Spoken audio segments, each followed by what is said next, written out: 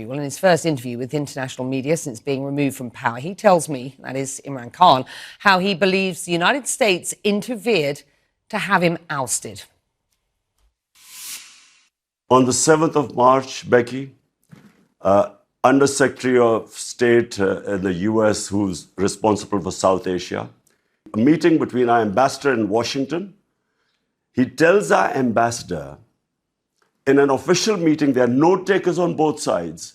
He tells the ambassador that unless you get rid of your Prime Minister Imran Khan in a vote of no confidence, which, by the way, hadn't been tabled as yet, but he seemed to know about it, he said, unless you get rid of him, Pakistan will suffer consequences. And then goes on to say, of course, if you get rid of him through the vote of no confidence, all will be forgiven. Such arrogance, apart from anything else. By the way, Becky, this guy should be sacked for bad manners and sheer arrogance. Imagine telling a country, an ambassador of a country of 220 million people that you get rid of your prime minister. So this is where it started. The next day, this vote of no confidence is tabled in our parliament. I put it in front of our cabinet. The cipher was read out in the cabinet. There are minutes of the cabinet. Then I presented it in our National Security Council, where all the service chiefs were present.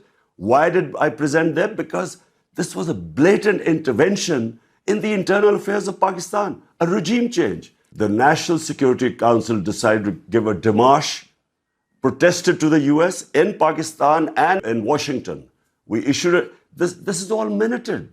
Then we presented it to the Parliament Committee, then the Speaker of Parliament, then the President of Pakistan, who has this cipher, he sent it to the Chief Justice of Pakistan that there should be an inquiry held in this blatant interference in the internal affairs of Pakistan. Pakistan's new foreign minister says the United States and his country are entering a new engagement after what has been years of strained relations. And you and I have talked about those strained relations under your premiership. Do you believe, for the sake of Pakistan, that it is better to have a good relationship with the United States? Becky, I had perfectly good relationship with the Trump administration. It's only when the Biden administration came and it coincided with what was happening in Afghanistan. And for some reason, which I still don't know, they never got in touch with me.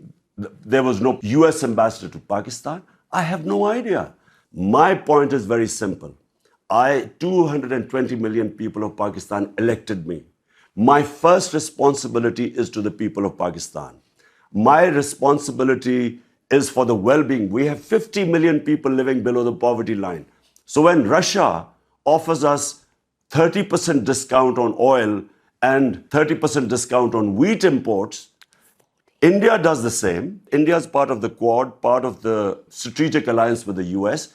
India imports oil from Russia, but for some reason, this was taken against me, as if I was being anti-US or anti-American. Before this happened, before this meeting with Donald Lu and our ambassador, the US Embassy was calling members of my party who were some of the backbenchers who were not happy.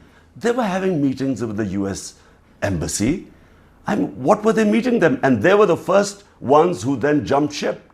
And they were the ones who then offered $1 million each to buy my other members of parliament who actually jumped ship later on. Why would the US Embassy be interested in backbenchers of our party? So is the current government an American implant? It's with their blessings. And, you know, the painful thing, Becky, is not just that we all call it imported government. But the worst thing is there are a bunch of criminals. For 30 years, these guys have been plundering the country. 60% of the cabinet is on bail. You were in Russia meeting President Putin the day he announced the war in Ukraine. The optics didn't and don't look good. This visit was planned a long time back, and all the stakeholders in Pakistan were on board. The military wanted hardware from the Russians. We wanted oil. There was a gas pipeline which was which was being negotiated for the past 6 years before my government came in. So this trip was planned a long time before. How would I know that the day I land in Moscow, President Putin decides to go into Ukraine? I wasn't supposed to know that. Do you regret that? I would regret if if we had known about the invasion and then I had gone in, I guess I would have regretted it, because I do not believe in military solutions. I have opposed all military ways of achieving political ends. But I wasn't supposed to know. Imran Khan, will you run again? Will you run again as Prime Minister in the next elections? Whenever the next elections take place, not only will we run, but I can predict right now that this will become the biggest party in Pakistan's history, because people are so incensed and feel insulted that these criminals have been foisted upon us, who have been plundering this country for 30 years. There is anger in Pakistan. Unfortunately, because of all this becoming public, the cipher, Donald Rule's comments, who should be sacked for bad manners, there's anti-Americanism. Because you know that so many regime changes, where the US, like in Iran, Prime Minister Mossadegh, like in South American countries, when unpopular governments are foisted on a people, the resentment then goes against the US. And unfortunately, yes, there is anti-Americanism right now.